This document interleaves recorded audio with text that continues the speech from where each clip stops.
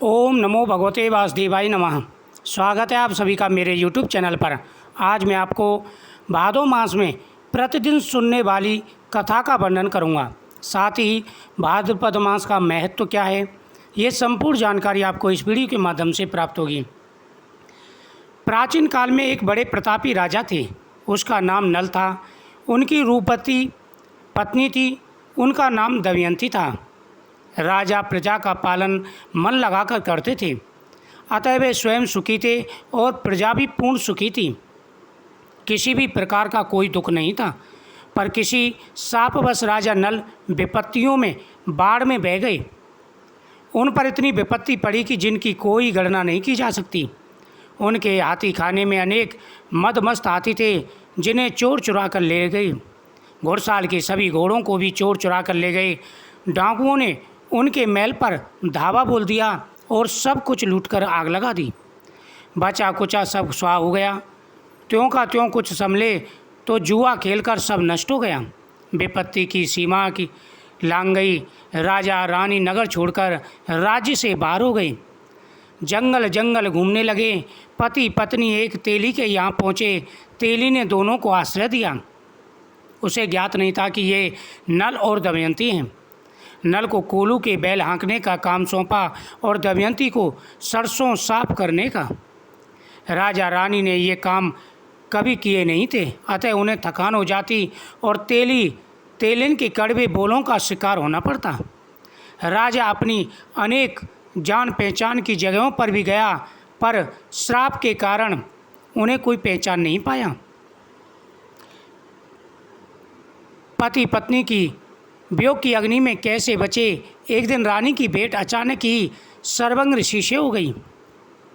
ऋषि द्वारा पूछने पर दमयंती ने अपनी विपत्ति कथा कह सुनाई। सर्वंग जी ने दमयंती से कहा कि पुत्री, तुम गणेश जी की पूजा करना प्रारंभ करो और गणेश चौथ का व्रत करो।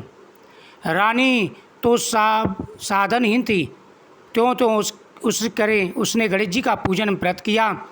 उस व्रत के प्रभाव से रानी को उसका पति मिल गया और पति को खोया हुआ राज्य मिल गया। राजा रानी गणेश जी के भक्त हो गए। भाद्रपद महीने में कई ऐसे त्योहार पड़ते हैं जिनका विशेष महत्व होता है। भादों का ये महीना बड़ा ही पवित्र महीना है। जो व्यक्ति भादो मास में भगवान की पूजा करते हैं, इस महीने में जो व्यक्ति भगवान की नियमित रूप से पूजा करते हैं, आराधना करते हैं, उनके सभी कार्य सिद्ध हो जाते हैं। इस महीने की पूर्णिमा पर आकाश में पूर्वा या उत्तरा भाद्रपद नक्षत्र का योग बनने से इस माह का नाम भाद्रपद है। ये चतुर्थ मास के 4 पवित्र महीनों का दूसरा महीना भी है। पवित्र चतुर्थ मास के अंतर्गत आने से ग्रंथों के अनुसार इस महीने में कुछ खास नियमों का पालन करना चाहिए। इस महीने में विशेष रूप से आपको ध्यान रखना चाहिए। शारीरिक शुद्धि व सुंदरता के लिए संतुलित मात्रा में पंचगव्य दूध, दही, घी, गोबर आदि से विशेष रूप से स्नान भी करना चाहिए। साथ ही वंश की वृद्धि के लिए इस महीने में गाय का दूध पीना चाहिए। पापों के नाश व पुण्य प्राप्ति के लिए एक समय अयाचित बिना मांगा भोजन व सर्वथा उपवास करने का व्रत लें। इन चीज़ों का त्याग कर दें। मधुर स्वर के लिए गुड़ का त्याग करें। लंबी उम्र के लिए पुत्र पौत्रादि की प्राप्ति के लिए तेल का त्याग कर देना चाहिए।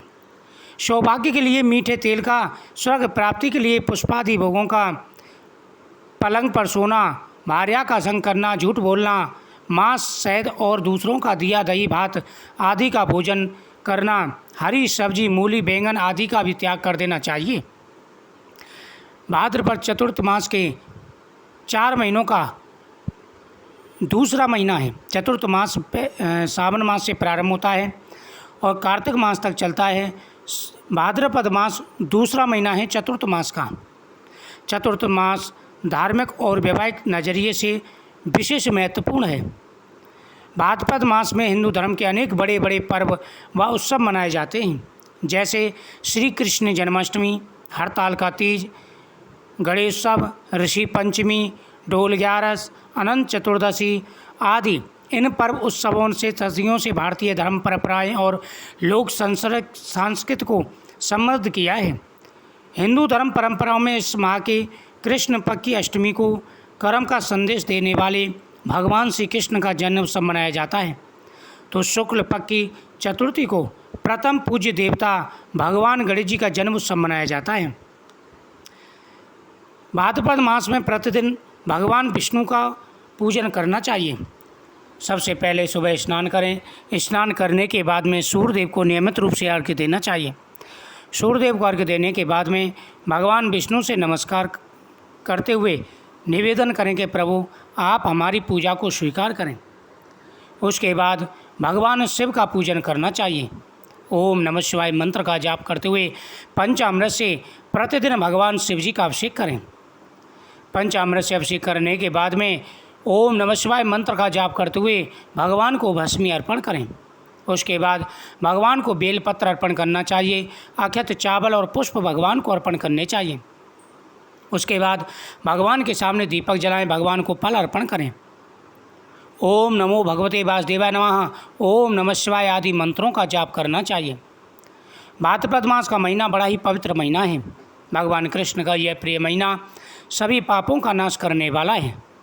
भाद्रपद मास में नियमित रूप से भगवान विष्णु का पूजन, भगवान कृष्ण का पूजन, भगवान शिव का पूजन, गौ माता की पूजा, अतिथि सत्कार, इन सभी का विशेष रूप से पालन करना चाहिए। नियम बना लें। नियमित रूप से भगवान शिव की पूजा करें, भगवान विष्णु का पूजन करें। घर पर आए हुए अतिथि का सत्कार करना चाहिए।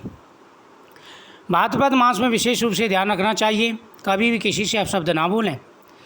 मांसाहार बिल्कुल ना करें। तामसिक भोजनों को बिल्कुल दूर रखें। दोस्तों, भाद्रपद मास में किए गए प्रत्येक उपाय का विशेष महत्व मिलता है। इसमें दीपदान का विशेष महत्व है। आप नियम बनाएं और प्रतिदिन शाम को शिवालय में मंदिर में जाकर के दीपदान करना चाहिए। पहला दीपक भगवान शिव के सामने, गणेश जी के सामने, भगवान विष्णु के सामने, पीपल वृक्ष के नीचे, मंदिर के मेन दरवाजे पर,